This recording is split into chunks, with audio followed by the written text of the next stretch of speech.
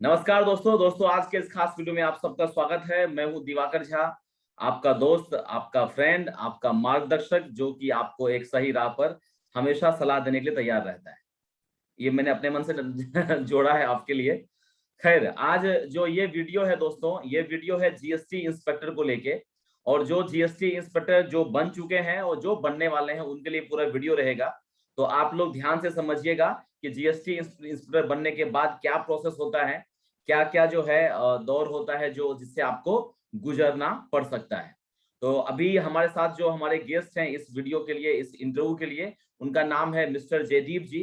जयदीप जी जो है 2017 बैच से जीएसटी इंस्पेक्टर इनको मिला है और मुंबई ज्वाइन किए। इनका पूरा 1 साल का एक्सपीरियंस जो है वो हम लोग जानेंगे कि ज्वाइनिंग से लेके अभी तक इन्होंने क्या क्या किया है। और ज्वाइनिंग से पहले की जो घटनाएं होती है, रिजल्ट आना और ज्वाइन करना, दोनों के बीच में जो डिफरेंस है वो सब हम इनसे सीखेंगे, जानेंगे। चलिए, स्वागत है जयदीप जी आपका हमारे कार्यक्रम में। Thank you sir, thank you and नमस्ते आपको। नमस्ते नमस्ते। जयदीप जी, सबसे पहले हमारे जो व्यूअर हैं, जो हमारे छोटे भाई बहन हैं, वो आपके बारे में जानना चाहेंगे कि आप कौन हैं। आपका एक ब्रीफ इंट्रोडक्शन थोड़ा दे दीजिए। जी, सबसे पहले तो सर मैं अपने बारे में बताने से पहले सभी CGL 18 से जितने भी यंग ऑफिसर सेलेक्ट होके आए हैं जी। उनको कॉन्ग्रेचुलेट करना चाहता हूं सर। Congratulations to everyone. और सर अभी मैं अगर अपने बारे में बताऊं तो सर मेरा नाम जयदीप खर्ब है, मैं हरियाणा से बिलोंग करता हूं सर। और सर मेरी CGL 2017 में 1222 रैंक आई थी और मुझे GST इंस्पेक्टर की पोस्ट अलॉट हुई थी सर। और उसमें सर पोस्ट प्रेफरेंस जो मेरी उस टाइम पे सर भरी गई थी, उसमें मेरे फ्रेंड राजन लिखा जो अभी डिविजनल अकाउंटेंट कैग में सेलेक्टेड है हरियाणा में ही सर। आपके चैनल के माध्यम से उनका इंटरव्यू भी हुआ है जो यस। चैनल पे अवेलेबल भी है, आगाज योर जर्नी पे। जी जी तो सर बिल्कुल। उसने मुझे मोटिवेट किया था कि इंस्पेक्टर ही बनना है, वरना मैं उसको बोल रहा था कि घर में ही ले लेते हैं, कैग ऑडिटर मिल जाएगी। तो मैंने उसने मुझे सर बोला कि नहीं, इंस्पेक्टर ही बनना है।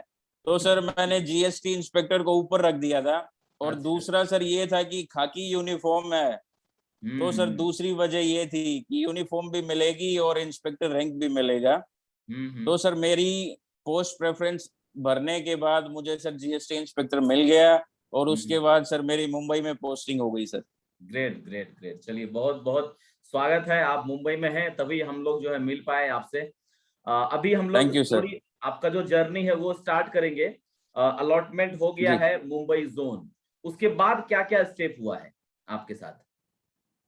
सर, जैसे मुंबई जोन अलॉट हो गया सर हमें, उसके बाद सर हमारा सर रिजल्ट आया था 15 नवंबर 2019 को सर। हम्म। फाइनल रिजल्ट आया था सर हमारा CGL का। जी। उसके बाद सर हमारी CBIC ने प्रेफरेंस मांगी सर 29 जनवरी 2020 सर। हम्म 29 जनवरी 2020 को सर हमसे प्रेफरेंस मांगी गई थ्रू हम्म ईमेल सर। हमें हम्म ईमेल से नोटिफिकेशन आया था कि सभी अपनी जोन वाइज प्रेफरेंस अलॉट करो। और वो रैंक वाइज आपको अलॉट होती है सर, जिस जोन में जितनी वैकेंसी होती है आपके रैंक के अकॉर्डिंग आपको अलॉट हो जाता है। करेक्ट। तो सर हमें उस टाइम, और फिर सर हमें 6 महीने लग गए सर, करीब 5 से 6 महीने लग गए। 29 जून 2020 को सर हमारी जोन अलॉटमेंट हुई, final zone allotment.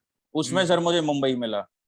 Okay, very good. मतलब जून जी 2020 में आपको ये पता चला कि मुंबई जोन आपको मिल चुका है। जी सर जी। जी, उसके बाद? उस टाइम पे सर तब तक हमने सर ये 5-6 महीने जो टाइम था उसमें सर कोई हेडक्वार्टर विजिट कर रहा था एग्जैक्ट स्टेटस हम्म जानने के लिए कि कहाँ तक फाइल मूवमेंट हुई है जोन हम्म। अलॉटमेंट की सर। जी कोई जी। फोन करके इंफॉर्मेशन ले रहा था सर, कोई फिजिकली हेडक्वार्टर में जाके इंफॉर्मेशन ले रहा था। हम्म। तो ऐसे था सर ये। ओके, अब जोन मिल चुका है, तो फिर आपको लेटर आया होगा कि अब आपका फिजिकल है, मेडिकल है। तो उसमें क्या टाइम लगा और उसका क्या सब रहा स्टोरी? सर जोन अलॉटमेंट होने के बाद ग्रुप डिसइंटीग्रेट होता है सर। जी। जो एक हाँ, जो एक ग्रुप सर यूनिटी में रहता है ना कि हाँ complete GST inspector all over India हाँ, जो व्हाट्सएप फाइट ग्रुप, करते हैं सर। टेलीग्राम ग्रुप बन जी जाता है। व्हाट्सएप, हाँ यस सर, व्हाट्सएप जी। ग्रुप बन जाता है। और हाँ जब तक जोन अलॉटमेंट नहीं होती हाँ उसके हाँ। बाद सर बिछड़ना शुरू होता है सबका। ओके। तो जो जो रेस्पेक्टिव जोन वाइज ग्रुप बन जाते हैं सर। हाँ हाँ। तो सर ऐसे ही हमारा मुंबई बन गया था सर। और उस टाइम पे सर कोरोना पीक में था, तो अटेंडेंस जो स्टाफ की थी वो 15% थी। हाँ ऑफिस तो में। उस वजह से सर, हाँ उस वजह से हमारा कुछ डिले हुआ सर। हमारा 3 महीने लग गए sir physical medical document verification होने में। ओके ओके, 3 महीने लग गए। जी मतलब जून में आपका रिजल्ट आता है और सितंबर में आपको बुलाया जाता है कि अब आप आइए फिजिकल मेडिकल के यस लिए। सर। ठीक है। 29 सितंबर 2020 को सर हमें थ्रू ईमेल उन्होंने इन्फॉर्म किया था कि आपका मेडिकल इस डेट को है। उन्होंने सर ग्रुप बना दिए थे 30 कैंडिडेट्स के। अच्छा ओके। Yes sir. मेरे टाइम में सर 245 कैंडिडेट सेलेक्ट हुए थे मुंबई जोन के लिए। तो सर वो 30 में ब्रेक करके उन्होंने सर ग्रुप बना दिए थे कि ये ग्रुप 1 इस डेट को आएगा, ग्रुप 2 इस डेट अच्छा को आएगा। तो ओके ऐसे था सर वो। ओके। जी तो आपका आपका आ गया 29 सितंबर को बुलाया गया। 29 सितंबर को सर हमें मेल मिल गई थी सर मेल मिल गई। कि आपको, तो 21 अक्टूबर से सर, शुरू हो गया। सॉरी 21 अक्टूबर नहीं सर, कब हुए थे वो स्टार्ट हमारा, सर अक्टूबर में खत्म हो गए थे वो। अक्टूबर खत्म के हो। फर्स्ट वीक तक वो सब का खत्म हो गया था। हाँ तो वही शुरू और हो गया इन्होंने, उसके बाद में 7 दिन के बाद शुरू हो गया। और जी, और उन्होंने 30 अक्टूबर को सर ये अपॉइंटमेंट लेटर भेज दिया था ईमेल पे, और स्पीड पोस्ट भी कर दिया था। ओके, मतलब थोड़ा सा बैक आते हैं कि रिजल्ट, दोस्तों जी रिजल्ट जब निकलता है, जैसे रिजल्ट निकला है, इनका रिजल्ट निकला है जनवरी में, और कैडर जो है वो जोन जो अलोकेशन हुआ है वो हुआ है जून में। मतलब 6 महीना का समय लग गया कि रिजल्ट आना और जोन मिलने में। और फिर 3 महीने का समय लग रहा है कि कैडर मिल चुका है, अब आपको फिजिकल मेडिकल के लिए बुलाया गया। तो जब आप आए थे इधर चर्च गेट, तो वहां क्या सब हुआ था? फिजिकल मेडिकल में क्या क्या चेकअप हुआ था? सर, सबसे पहले मैं एक बार दोबारा डेट रिवाइज कर देता हूँ, शायद हाँ कुछ कंफ्यूजन हो गई है, तो मैं उसी के लिए एक बार दोबारा रिवाइज कर देता हूँ। जी जी। 29 जनवरी 2020 को सर हमारी प्रेफरेंस मांगी गई थी। हम्म। और उसके बाद सर 29 जून 2020 को ही सर हमारी इन्होंने फाइनल जोन अलॉटमेंट कर दी थी। उसके बाद सर 3 सितंबर को इन्होंने हमें इंटीमेट किया सर, 3 अच्छा, सितंबर 3 2020 सितंबर। को। Okay okay. जी, 3 सितंबर 2020 को सर हमें ईमेल और थ्रू स्पीड पोस्ट इंटीमेशन मिला। और सर 30 स्टूडेंट का कैंडिडेट का ग्रुप बनाया गया सर। और ठीक है। 21 सितंबर से सर फर्स्ट मेडिकल स्टार्ट हो गया था, फिजिकल मेडिकल। ओके, 21 सितंबर से ही शुरू हो गया था। आपका यस किस सर। डेट को और था? आपका किस डेट को था और क्या क्या हुआ उस दिन? मेरा सर 29 को स्टार्ट था सर। हम्म। 29 को सर हमें 8 बजे रिपोर्ट करना था मुंबई। ठीक है। अब जो हमारा चर्च गेट हेडक्वार्टर है महर्षि कार्वे रोड पे, जी जीएसटी का जी जो हेडक्वार्टर है हमारा, तो जी वहां जी। पे सर सबसे पहले जाते ही आपकी साइकिलिंग होती है सर। हम्म। जाते ही आपकी अटेंडेंस ली जाती है और फिर आपकी साइकिलिंग शुरू हो जाती है सर। ठीक है, और ये साइकिलिंग सर होती टास्क ऐसी है, ये सर ऐसी टास्क है, मुझे नहीं लगता आज तक कोई इसमें बाहर हुआ है। है। करेक्ट। मतलब जीएसटी इंस्पेक्टर की हिस्ट्री में सर मुझे नहीं लगता साइकिलिंग और वॉकिंग में कोई भी बाहर हुआ है। यस यस दोस्तों, ऑलमोस्ट एक एवरीवन। मैसेज, हाँ एक मैसेज हाँ, जयदीप जी जो है बोल रहे हैं कि साइकिलिंग के लिए आपको टेंशन लेने की जरूरत नहीं है, सब लोग पास हो जाते हैं। जी, कंटिन्यू। स्टाफ बहुत ज्यादा सपोर्टिव होता है सर। तो कोई हाँ। भी, मैं आपके चैनल के माध्यम से सर सभी को ये बताना चाहता हूँ कि साइकिलिंग वॉकिंग हाइट चेस्ट की कोई टेंशन लेने की जरूरत नहीं है, सब पास हम्म। हो जाएंगे सर। हाँ हाँ, वेरी गुड। और मेडिकल जब ये सब होने के बाद कितना समय लग गया आपको, और फिर मेडिकल के लिए भेजा गया होगा लंच के बाद? नहीं सर, अभी क्या है, जैसे हम 8 बजे हमने रिपोर्ट कर दिया सर, तो ये ठीक 10 है। बजे तक हमारा सारा काम हो गया था सर। अच्छा, 10 बजे तक सारा काम निपट गया? Yes sir. तो फिर? जी। ह- हमारा सर साइकिलिंग और वॉकिंग सर 10 बजे तक हो गया था। और उसके हम्म बाद सर आधा घंटा उन्होंने हमारा लिया है सर हाइट और चेस्ट मेजरमेंट करने में, जो हम्म। फिजिकल स्टैंडर्ड हमारा देखते हैं, वो जो पोस्ट जी के लिए भी रिक्वायरमेंट है कि इतना होना चाहिए। जी जी जी। तो उसके बाद सर ये सारा होने के बाद हमारी डॉक्यूमेंट वेरिफिकेशन हुई सर। हम्म। जो अटेस्टेशन फॉर्म हमें भर के लाने के लिए उन्होंने बोला था, 2 कॉपीज ओरिजिनल कॉपीज जो बोली थी, और डॉक्यूमेंट्स जेरोक्स कॉपीज वो सर सेल्फ अटेस्टेड होनी चाहिए थी, वो हमने उनको सबमिट की थी। उसके बाद सर उन्होंने मेडिकल के लिए हमें एक लेटर दिया था सर, 1 पेज लेटर मिला था हर एक कैंडिडेट को कि आपको कल जाके रिपोर्ट करना है। हमारा सर जेजे हॉस्पिटल में मेडिकल हुआ था, तो जेजे हॉस्पिटल में सर हमने रिपोर्ट किया था। वो लेटर दिखा के सर, वो लेटर आपको दिखाना पड़ता है, तब आपको रजिस्ट्रेशन फीस आपकी जमा होती है। मतलब ये हुआ कि फिजिकल जो है आपका एक दिन होगा जी और दूसरे दिन मेडिकल होगा। Yes sir, clear. आपका एक दिन फिजिकल में लग जाएगा, फिजिकल मेजरमेंट में लग जाएगा, डॉक्यूमेंट वेरिफिकेशन में लग जाएगा। अगर आप उसी दिन मेडिकल करवाने जाएंगे तो आपको एंटरटेन नहीं किया जाएगा। अच्छा, नहीं किया जाएगा। तो जेजे हॉस्पिटल अगले जी दिन आप पहुंचे और फिर वहां पर क्या क्या यस हुआ? सर, पहले कौन सा सेक्शन में लेके गए आपको? पहले जाते ही सर जो वो sir JJ hospital medical college है सर, तो वहां पे जो सुपरिंटेंडेंट होते हैं वही हेड होते हैं सर। Correct correct. तो हम सर, हाँ तो हम सर हमने क्या किया सर, जैसे ग्रुप बन जाते हैं, तो 5-6 लोगों का ग्रुप बन गया था हमारा। हमने जाते ही सर पहले रजिस्ट्रेशन फीस अपनी कटवाई सर, रजिस्ट्रेशन फीस सबमिट की। वहां से हमें सर एक रिसिप्ट मिली हॉस्पिटल से कि इनकी जयदीप नाम का एक कैंडिडेट आया है, उसका मेडिकल एग्जामिनेशन होना है सर। तो वो लेके सर हम सुपरिंटेंडेंट ऑफिस में गए सर, वहां से हमें सर एक लेटर मिला सर। एक लेटर मिला, उसमें सर उन्होंने लिखा हुआ था कि आपके कौन कौन से टेस्ट होने हैं, कौन से रूम नंबर में होने हैं सर। ठीक है। ठीक, तो सर हमें वहीं से सारी इंफॉर्मेशन मिल गई थी कि हमें 1 बाय 1 जाना कहाँ है सर। अब ये नहीं है कि जो उसमें सीक्वेंस लिखी होती है आपको उसी सीक्वेंस में जाना है, आप पहले कोई भी टेस्ट जाके करवा सकते हैं अगर भीड़ कम है। ठीक है ना सर। तो उस टाइम पे सर हाँ, कोविड ये करके कोविड। यस, ये बहुत अच्छी बात बताई है इन्होंने, ध्यान रखिएगा। होता क्या है कि एक बंदा जब जहां जाता है वहीं सब लोग चले जाते हैं। ठीक है, तो जरूरी नहीं है हाँ कि अगर किसी का अगर मान लीजिए कि आंख टेस्ट हो रहा है तो सब लोग उसके लाइन में खड़े हो जाओ। आप कहीं भी दूसरे सेक्शन में जाके दूसरा टेस्ट करवा लो, तब तक भीड़ एक जगह नहीं जी बढ़ाना है। जी, यस कंटिन्यू सर। कीजिए। जी जी। और दूसरा सर, मैं आपके आगाज और जर्नी के माध्यम से सर एक इंफॉर्मेशन और देना चाहता हूँ, ये सजेशन भी है कि आपका जिस दिन मेडिकल होना है उससे 2-3 दिन पहले डाइट अच्छी लें आप। अच्छा। मतलब कुछ भी गलत ना खाएं, कहीं आपका ब्लड सैंपल और यूरिन सैंपल में कुछ गड़बड़ आ जाए और फिर आपको ज्यादा भागा दौड़ी करनी पड़े वहां पे। तो ओके। मेरा आपको ये सजेशन है कि मेडिकल से 2-3 दिन पहले डाइट अच्छी लें, हाँ सो हाँ, दैट आपकी सारी रिपोर्ट नॉर्मल आती रहे। नॉर्मल आती रही। तो पहला किस चीज का टेस्ट करवाए थे आप, मतलब जे तो सर हॉस्पिटल? सबसे पहले हमारे सर, मैं पहले टेस्ट बताता हूँ कितने हुए थे।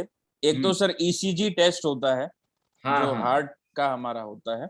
हाँ और हाँ, उसके राइट। बाद सर चेस्ट एक्सरे होता है सर। हम्म। आपका ब्लड सैंपल लिया जाता है, यूरिन सैंपल लिया जाता है। हम्म एचआईवी टेस्ट होता है सर। और हम्म आपका ये हेपेटाइटिस बी टेस्ट होता है सर। उसके बाद हम्म, फिजिकली बॉडी एग्जामिन होती है। ठीक है। हाँ, तो ये सब होता है सर टेस्ट में। अच्छा, यूरिन टेस्ट भी हुआ था? यूरिन, जी जी RBC, parasite, pus cell, crystals, bacteria, urea, blood sugar. आपका रिपोर्ट मेरे पास है, वो जो आपसे मैंने हाँ यस सर, यस हाँ यस आई रिमेम्बर। रिपोर्ट। हाँ, एक्सरे हुआ चेस्ट का, पीए व्यू, हाँ जी lung, both lung fields are clear, ये सब आपका रिपोर्ट में आया हुआ है। उसके बाद फिर HbAg report, department of serology, ये यस हुआ सर, है। ये बहुत इंपॉर्टेंट टेस्ट है सर, ये और अच्छा। एचआईवी का बहुत इंपॉर्टेंट हाँ टेस्ट सर। है सर। ये सर हेपेटाइटिस बी का टेस्ट होता है।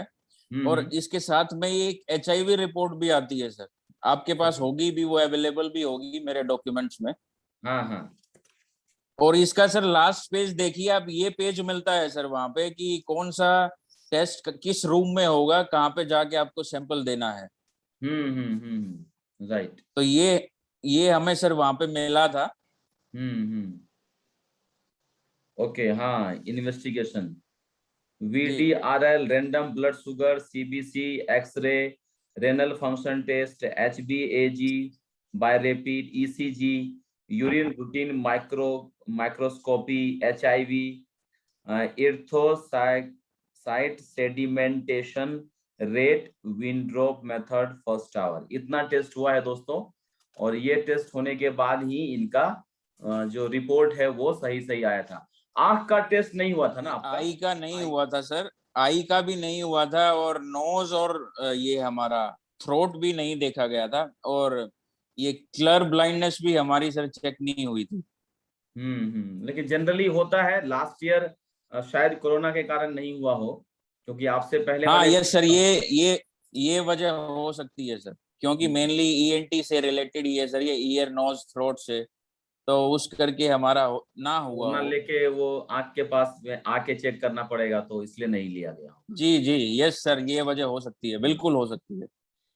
ठीक है, चलिए, मेडिकल हो गया, फिजिकल हो गया। अब ये खत्म होने के आपका जैसे 29 सितंबर को हो गया और 30 सितंबर को आपका मेडिकल हो गया, उसके बाद ज्वाइनिंग जी, लेटर कब आया? Joining letter joining letter sir हमारा आया था, मैं एक मिनट आपको देके 30 अक्टूबर 2020 सर, मतलब तीस जस्ट अक्टूबर एक टू महीना। थाउजेंड ट्वेंटी हाँ, यस मतलब सर। एक महीना बाद इनका दोस्तों ज्वाइन लेटर आ गया, और आप ज्वाइन कर लिए डिपार्टमेंट आके नवंबर में। जी सर, मैंने मेरी सर ज्वाइनिंग डेट 3 नवंबर 2020 की है सर। 3 नवंबर 2020 में इन्होंने ज्वाइन किया। और यस जब सर। आप ज्वाइन किए उसके बाद ये लेटर निकला क्या मुंबई जोन से? किसका नासिक होता है या किसका पुणे होता है, किसका औरंगाबाद? जो लिस्ट आपने भेजा है 183 लोगों का, ये लिस्ट कब यस आई? सर, ये लिस्ट कब आई? जैसे सर हमारे टोटल जो सेलेक्ट हुए थे कैंडिडेट वो 245 थे, तो ठीक है। किसी ने सर रिक्वेस्ट की थी, किसी का एग्जाम था, यूपीएससी का एग्जाम था, या कोई और पर्सनल प्रॉब्लम थी, तो कुछ लोगों ने सर ज्वाइन मेडिकल डिले करवाया था सर, अपना मेडिकल अच्छा, फिजिकल उन्होंने डिले करवाया था। हाँ अच्छा। यस सर, अप्रोक्सीमेट 60 कैंडिडेट ने सर डिले करवाया था, तो हम्म। 183 का सर इसलिए हमारी लिस्ट निकली थी, एक्चुअल में 245 कैंडिडेट सेलेक्ट हुए थे सर। हाँ, मतलब और दोस्तों सर एक जो और हम एक एक नया इन्फॉर्मेशन निकल के आ रहा है कि आप अपना मेडिकल और फिजिकल के लिए डिले करवाने के लिए भी लेटर दे सकते हैं। अगर मान लीजिए उस दरमियान कोई एग्जाम है आपका और वही उसी दिन को बुलाया गया है, तो आप एक लेटर के माध्यम से इन्फॉर्म कर सकते हैं कि I am not available medical और फिजिकल के लिए, तो मुझे नया डेट दिया जाए 2 महीने बाद का। ऐसा आप कर सकते हैं। जी जयदीप जी। यस सर, तो उसके लिए सर ये था, जो हमें मेल मिली थी सर, वो 183 कैंडिडेट की लिस्ट थी वो, और हम्म। उसमें सर ये लिखा हुआ था कि मुंबई जोन किसको मिला है, या पुणे जोन किसको मिला है, या ये नागपुर कब जोन मिला? किसको मिला है। ये लिस्ट कब मिला आपको? ये सर हमें 30 अक्टूबर 2020 को सर। अच्छा, मतलब आपका मेडिकल फिजिकल होने के बाद ही ये एलोकेशन आ गया था? ये सर लेस देन 1 मंथ में आ गया था सर। हाँ, मतलब आप जब सब लोग अपने अपने सीधा जोन में जाके ज्वाइन किए, जैसे मान लीजिए किसी को पुणे ज्वाइन करना है, तो वो मुंबई जी ज्वाइन नहीं किया आके? नहीं सर, जैसे 5 अक्टूबर को हमारा सर सबका मेडिकल फिजिकल खत्म हो गया था, जी। उसके बाद सर 29 अक्टूबर 2020 को सर उन्होंने हमारे लेटर डिस्पैच किए कैडर कंट्रोलिंग अथॉरिटी मुंबई से, सभी ठीक है, कैंडिडेट को, ठीक है। और 30 तारीख को सर सबको ईमेल भेजी गई थी, हाँ, हाँ।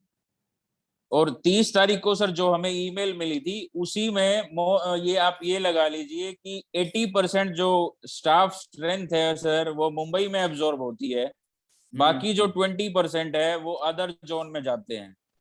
हाँ, नहीं नहीं, वो मैं समझना चाह रहा हूँ, क्योंकि हमारे या इससे पहले वाले में क्या होता था कि जितने भी मुंबई जोन वाले हैं सबको यहाँ पर ज्वाइनिंग होती थी चर्च गेट में, और फिर जी चर्च गेट से जी ऑर्डर निकलता था कि किसको मुंबई मिल रहा है, किसको नासिक, किसको औरंगाबाद। ये ज्वाइनिंग के बाद होता था, पोस्टिंग के सर, समय। हमारे टाइम में सर ऐसे हुआ है कि सबको पहले ही जोन अलॉटमेंट हो गई है, मतलब इंट्रा जोन सबको अलॉटमेंट हो गई है सर। हाँ, तो जैसे मान लीजिए किसी को अगर पुणे मिला होगा, तो वो मुंबई आया ही नहीं होगा फिजिकल मेडिकल के बाद। उस फिजिकल मेडिकल के बाद सर उसको पुणे कमिश्नरेट में जाके ही, अपने हेडक्वार्टर में जाके ही रिपोर्ट करना था सर। ओके दोस्तों, यहाँ पर एक नई इंफॉर्मेशन जो मुझे भी मिली है, आप भी समझिए इस चीज को, कि आपका फिजिकल मेडिकल के साथ ही जोन एलोकेशन हो जाएगा। तो अगर किसी को पोस्टिंग का रिक्वेस्ट करना है तो वो फिजिकल मेडिकल जब हो रहा होगा उसी समय आप पीएनवी के नाम से लेटर लिख दीजिएगा कि मुझे पुणे चाहिए, तो मुझे औरंगाबाद चाहिए, तो मुझे नासिक चाहिए। क्योंकि हो सकता है कि फिजिकल मेडिकल के बाद ही 10 दिन में, 15 दिन में या 1 महीने में आपका जोन मिल जाएगा, जोन एलोकेशन हो जाएगा। जी जयदीप जी कंटिन्यू कीजिए। Yes sir, request sir consider की जाती है सर, और हो भी जाती है, रिक्वेस्ट मान ली जाती है। अगर रिटर्न में कोई देता है, कोई तो कुछ प्रॉब्लम होती है या कुछ और रीजंस होते हैं, तो रिक्वेस्ट कंसीडर होती है। और उसमें सर ये था, जैसे हमने सर हमें 30 अक्टूबर 2020 को सर हमें इंटीमेशन मिल गया था कि आप लोगों की अपॉइंटमेंट हो गई है, तो आप आके रिपोर्ट कीजिए। तो सर मैंने 3 नवंबर 2020 को रिपोर्ट कर दिया था सर। और इसमें सर एक इन्फॉर्मेशन मैं ये भी देना चाहता हूँ, अगर किसी के पास ईमेल नहीं आती है तो उसको पैनिक होने की जरूरत नहीं है। वो ईमेल इसीलिए नहीं आई है, या तो आपने एड्रेस गलत डाला है, या आपने अपना ईमेल एड्रेस चेंज कर लिया है। ओके ओके, हाँ हाँ, तो आप एक काम कर सकते हैं, वो जो लिस्ट आती है व्हाट्सएप पे शेयर होती है, हाँ तो आप उसमें देख लीजिए, आपका नाम मेंशन है, आपकी डेट ऑफ बर्थ मेंशन है, तो आप वो सारा रिकॉर्ड लेके आप रिपोर्ट कर दीजिए, चाहे वो आपका फिजिकल मेडिकल के लिए है, चाहे वो आपकी अपॉइंटमेंट के लिए है। और आप वहां जाके अपनी ईमेल में करेक्शन भी करवा सकते हैं। ओके, तो इस तरह आपको मुंबई जोन मिल गया, और मुंबई जोन के बाद फर्दर कमिश्नरेट आपको मिल गया है। एक चीज बताइएगा, यस सर। हरियाणा से आप आए हैं, तो जब यहाँ आए थे फिर रहने उन्ने का क्या इंतजाम था आपका? कैसे कैसे रहे पहली बार जब आए आप? सर रहने का ये booking.com से सर पहले हमने सर्च किए नियर बाय होटल, जो चर्च गेट के आसपास जो होटल हैं सर। तो उसमें सर हमने 2-3 लोगों ने मिलके शेयरिंग में ले लिया था सर रूम। अच्छा क्योंकि वो 2-3 दिन के लिए ही रहना था सर, कि एक दिन हमारा फिजिकल में चला जाएगा और 2 दिन हमारे मेडिकल में चले जाएंगे। तो ये था सर, हमने 3 दिन के लिए सर 2 लोगों ने शेयरिंग में ले लिया था। अच्छा, वो और सर जब यहाँ कोस्ट, पर हाँ, ज्वाइनिंग के लिए आए थे उसके बाद? ज्वाइनिंग के लिए जब आए थे सर, तो हमारे मतलब पहले ही सीनियर सर वहाँ पे जॉब कर रहे हैं, उन्होंने अरेंजमेंट करवा दी थी सर।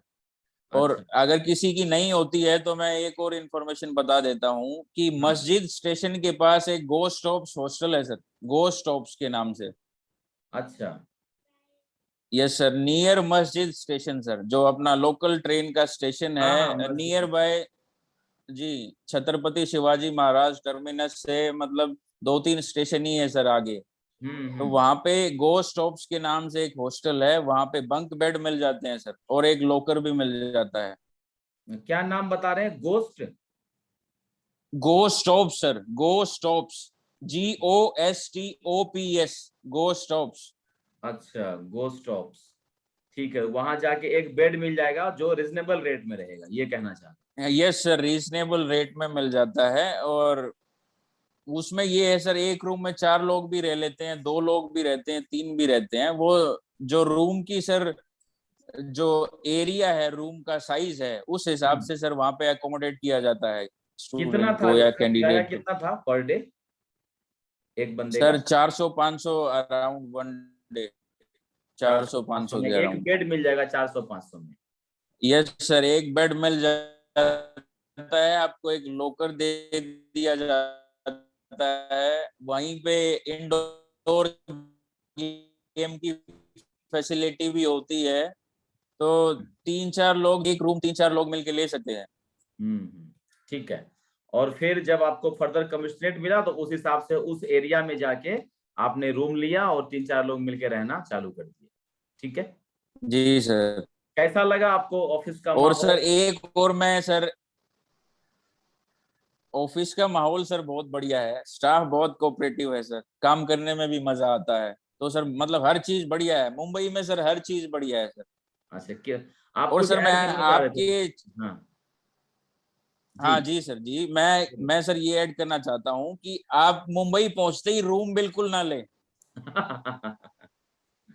ओके। मुंबई पहुंचते ही आप अरेंजमेंट कीजिए, या अपने दोस्त के पास रुकिए, कोई आपका सीनियर है उसके पास रुकिए, या ये गोस्ट ऑफ हॉस्टल है यहाँ पे रुकिए, किसी हाँ। होटल में रूम लीजिए। हम्म लेकिन जब तक आपको फाइनल आपकी पोस्टिंग नहीं मिल जाती, आपको रूम नहीं लेना है। क्योंकि हो हम्म। सकता है आप अभी चर्च गेट में रिपोर्ट कर रहे हैं और आपकी प्लेस ऑफ पोस्टिंग पालघर हो, तो आपको हम्म। प्रॉब्लम हो सकती है। Yes yes yes.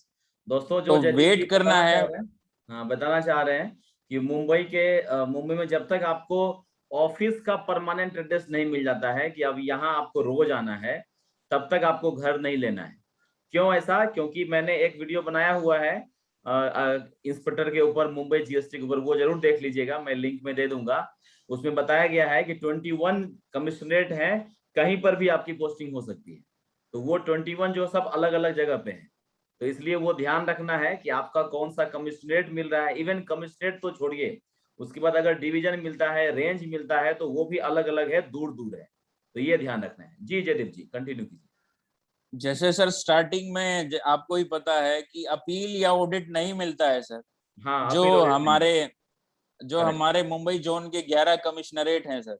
हम्म। और सर जो नासिक और औरंगाबाद हैं सर, वो नागपुर जोन में आते हैं सर। हाँ नागपुर जोन में नासिक औरंगाबाद आते हैं। और बिल्कुल सर बिल्कुल। नागपुर जोन का कुछ एरिया सर मध्य प्रदेश में भी आता है। तो करेक्ट। तो जो Nagpur zone sir Mumbai cadre controlling authority के अंडर है, उसमें हम्म सर नासिक और औरंगाबाद पोस्टिंग आती है। और पुणे हम्म जोन में अपने पुणे कमिश्नरेट में जो एरिया है वहां पे पोस्टिंग आती है। तो सर करेक्ट। मुंबई जोन के अंदर 11 कमिश्नरेट हैं सर। तो हम्म। हमने 3 नवंबर को रिपोर्ट किया था सर। 3 नवंबर को हमारी ओथ हो गई थी, शपथ वगैरह दिलवाई गई थी हमें। तो हम्म। हम सर 3 दिन गए थे सर हम हेडक्वार्टर में। हमारी 6 तारीख को सर उन्होंने ऑर्डर अलॉटमेंट निकल। की थी कमीशन। यस सर, हमारा ऑर्डर निकला था कमिश्नरेट अलॉटमेंट का। तो उसमें हम्म सर मुझे भिवंडी कमिश्नरेट मिला था। हम्म। तो हमने सर उसके बाद 6 तारीख के बाद सर हमने भिवंडी कमिश्नरेट में रिपोर्ट किया। उसके हम्म बाद सर 24 तारीख को सर हमारा एक और ऑर्डर निकला सर। तो उस हम्म। ऑर्डर में सर हमें डिवीजन मिली और रेंज मिली सर। Correct correct. मतलब इस दरमियान एक महीने का समय है, जब आप मुंबई कैडर कंट्रोलिंग को ज्वाइन करते हैं और फाइनल पोस्टिंग आपके पास आती है। फाइनल पोस्टिंग जो है, दो तरह का ऑर्डर आएगा। पहला आएगा कमिश्नरेट का, फिर कमिश्नरेट डिसाइड करेगी कि आपको कौन सा सेक्शन मिलना चाहिए और कहाँ पर आपको रोज आना है। तो मतलब इसमें एक महीने का समय है। इसलिए जयदीप जी कह रहे हैं आपको कि आते ही रूम नहीं देखना है, घर नहीं लेना है। आप टेम्पररी अरेंजमेंट कहीं पर भी कर लीजिए, चाहे वो होटल हो, चाहे वो गेस्ट हाउस हो, चाहे किसी का दोस्त हो, कोई रिलेटिव हो, वहां आप रहिएगा। जब तक फाइनल फाइनल लेटर नहीं मिलता है, तब तक आप घर ना लें। जी जयदीप जी। तो सर इसके बाद ये था सर, और दूसरा ये था कि आप 2-3 लोग शेयरिंग में रह सकते हैं। उससे ये हम्म होगा सर, आपका जो बजट है वो मेंटेन रहेगा। और कुछ हम्म लोगों को मतलब ये हाइप क्रिएट करते हैं सर कि मुंबई में हम्म। तो सारी सैलरी तुम्हारी ट्रेवलिंग में खत्म हो जाएगी। हाँ, तुम्हारा रूम रेंट तुम्हें में चला इतना जाएगा। महंगा रेंट मिले, हाँ इतना हाँ, महंगा रेंट पे कमरा मिलेगा तो कुछ हो नहीं पाएगा। तो ये सब चीजें नल एंड वॉइड है, ये किसी भी हाँ, बात पे आप भरोसा मत कीजिए। करेक्ट आपकी correct. In hand as a fresher आपको 70,000, जैसे सर आपने पहले भी चैनल में वीडियो बनाई हुई है, बिल्कुल तो बिल्कुल। 70,000 आपको सैलरी मिलेगी। इसमें आप सारे काम कर सकते हैं, ट्रेवलिंग भी कर सकते हैं, अपने शौक भी पूरे कर सकते हैं, और आप अच्छा रूम भी ले सकते हैं अपने लिए। Correct correct. चलिए, आपका लास्ट क्वेश्चन है। आपका एक्सपीरियंस एक साल का मुंबई के हिसाब से, एज अ सिटी मुंबई, कैसा महसूस कर रहे जी हैं आप? सर, मुझे बहुत अच्छा लग रहा है सर। मतलब हम्म ये है कि सेकंड होम बन गया है सर मुंबई। जब हम्म स्टार्टिंग में हमने रिव्यूज सुने थे सर कि नहीं बारिश में बुरा हाल हो जाएगा, ये हो हम्म जाएगा, ट्रेवलिंग में ही रह जाओगे, तो हम्म। वैसा कुछ हुआ नहीं है सर। हमने क्या किया है, जैसे जहाँ पे हमारा ऑफिस है सर, हाँ हाँ। उसके नियर बाय ही अपना रेजिडेंस रखा है, सो दैट करेक्ट। ट्रेवलिंग कम करनी पड़े और जो ट्रेवलिंग टाइम है वो भी बच जाए सर। तो ये बिल्कुल। है। बाकी ओवरऑल सर मुंबई का एक्सपीरियंस बहुत बढ़िया है, फ्रीडम अच्छा है, डिपार्टमेंट बहुत अच्छा है सर। चलिए, कोई एक लास्ट मैसेज जो एस्पिरेंट को देना चाहते हैं, जो अभी आ रहे हैं ज्वाइन करने के लिए? जो मैसेज सर मैं देना चाहता हूँ वो यही है कि पहले नॉलेज पे ध्यान दीजिए। आपको सीजीएसटी एक्ट की जितनी नॉलेज होगी, उतना जितना आप एक्सप्लोर करेंगे, उतनी ज्यादा आपकी ग्रोथ होगी डिपार्टमेंट के अंदर। और दूसरा ये है कि आप फिजिकल मेडिकल में सब लोग पास होने वाले हैं, तो कोई भी परेशानी, किसी भी तरह की टेंशन लेने की जरूरत नहीं है।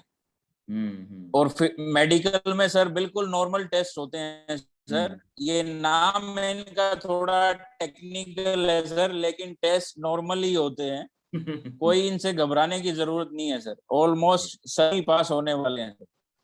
चलिए, thank you sir, thank you Jaydeep ji, बहुत बहुत धन्यवाद आपका। हमारे चैनल पे बहुत सारे डाउट्स और बहुत सारी नई इन्फॉर्मेशन हम लोगों को मिली है आपके माध्यम से।